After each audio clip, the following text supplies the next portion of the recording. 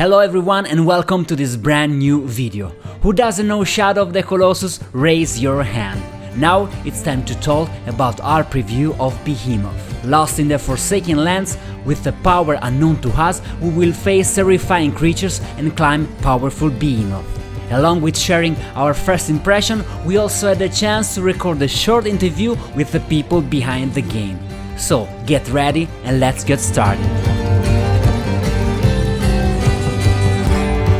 So let's start with Behemoth. Ren, the main character, is cursed and has lost his memory, but he has gained supernatural abilities. Saved by a mysterious figure, Ren is given the mission to free the Forsaken Lands from the Behemoths, enormous creatures that spread terror in the world. During his adventure, we will receive cryptic instructions from an enigmatic figure who seems to know our past, but only reveals partial information. But how does it play with the controller in hand? If you are familiar with Skydance's previous games like Saints and Sinners and Retribution, you will feel right at home. The weight and inertia of objects are very similar to what we have already seen and experienced successfully. In this case, it's clear that they have simplified the looting and crafting mechanics to make the game accessible to a wider range of players. In combat, we will almost always be fully armed. Swords, daggers, axes, a grappling hook to unbalance enemies, and supernatural powers that can be activated when needed. In the 30 minutes I had, I couldn't fully master the parry and block system to make it as spectacular and smooth as seen in the trailers. Melee combat in VR usually doesn't work very well, and even here it will take time to learn how to understand the enemy hitboxes, where to block, how and when. Technically, the game holds up well, even though it's clear the game is designed to run on Quest, even though we tested it on PC VR, and it was evident that it could have been pushed further. But back to the game, the core of the experience, like in Shadow of the Colossus, is to face the giant creatures that dominate the Cursed Kingdom. We got to challenge two behemoths, one with a steel ball and another very tall one, which was tough with climbing, grappling and leaps into the unknown. The giants are fun, but maybe a bit tiring, and once you lose focus, as also happened in Shadow of the Colossus, it's better to take a break and try again with a clear mind. The visuals are also impressive, the landscapes and the majesty of the creatures help keep you hooked on this adventure. We didn't play the final build, so something a bit more polished during the climbing sections to save time would be necessary.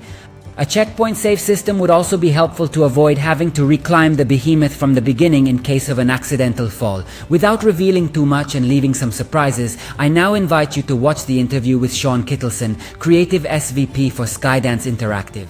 So, hi Shawn, how are you doing? Great. So, tell me something about the game. When you started to develop this game, before Saints and Sinners 2, or you started to think about after the release of the game? After Saints and Sinners 1, but there was some overlap with Chapter 2, Retribution, where the team was already putting the bones together of what would become Behemoth. And there was a lot of feedback that we got from players on the Saints and Sinners games that informed what we wanted to do with Behemoth. There was some overlap, yeah. The inspiration is quite clear, looking like something Shadow of the Colossus. Is just my opinion, or is it true some of you is fan of Shadow of the Colossus? Oh, Shadow of the Colossus is like a top 5 game for probably half the people on our team. So yeah, absolutely a source of inspiration. How important was it for you to have already worked on a melee combat with Retribution?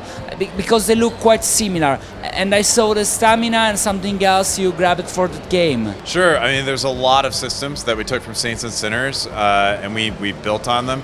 The biggest difference between the systems in Saints and Sinners and what we have in Skydance's Behemoth is really the genre of the game. So Saints and Sinners, that is a survival horror, scavenging, looting, crafting is so important. You're going to spend a lot of time managing your resources, managing your hunger.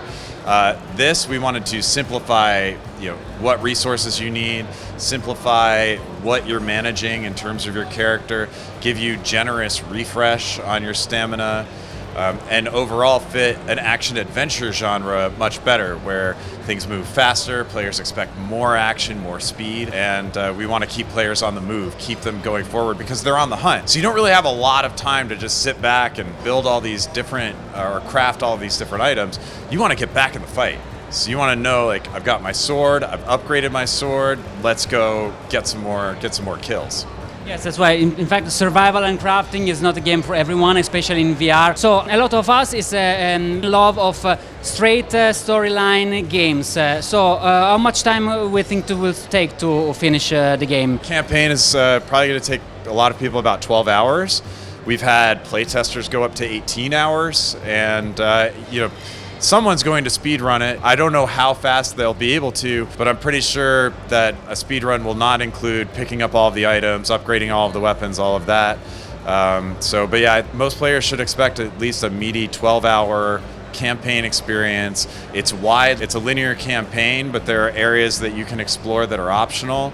And then after you finish an area and you go back to the main hub where you can forge your weapons and get back out into the fight, you can always go back to some place that you visited before. The door doesn't close behind you. You never have to go back. It's not a Metroidvania.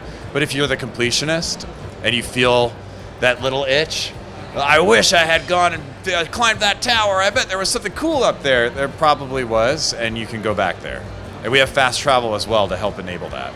That's good. Fast travel, it's a good thing. So, and how many Colossus, let's say Behemoth, we can expect to defeat? 10, 15, what you can say? Definitely not 10. There's a lot that goes into these. So we have fewer Behemoths in the game than Shadow of the Colossus has Colossi. But there is also a lot more in between the Behemoths that's different from Shadow of the Colossus. So in addition to Shadow of the Colossus, obviously there's a lot we're pulling from Saints and Sinners that we learned. We're also big fans of action combat games, a lot of From Software fans and Souls-like fans on the team, a lot of fans of melee combat and all sorts of areas. So a lot of God of War fans on the team, folks who've worked on God of War, folks who've worked on Uncharted. So we're really fusing all that together into something that, although it takes inspiration from Shadow of the Colossus, it's very much a different action-adventure game. And you'll have moments where you're like, this is exactly what I wanted from Shadow of the Colossus in VR, but you also have moments where you're like, oh, I feel like Kratos. So you get it all. So the game will be released in November, immediately with Quest 3 and PSVR 2 and PC VR. And Quest 2. Ah, that's a good news. I didn't know this. Okay, also on Quest 2. And so how much was the compromise to make this game with such a big scale playable in such a standalone device? Nothing of substance changes between the different versions of the game. So the Behemoths are always as big, the challenges are always as thrilling, and the levels are not cut or abbreviated at all. So you get the full combat experience, the full exploration experience. The only thing that changes is graphical fidelity, and on PSVR 2 you have the addition of headset haptics and the things that you can do with the Sense controllers. Yeah. That's a good news. Okay, thanks, Shawn. I think that's for Behemoth is everything, and so we can wait to see you playing in November 14th. Yeah. Okay, thank you, Shawn. Thank you, Shawn.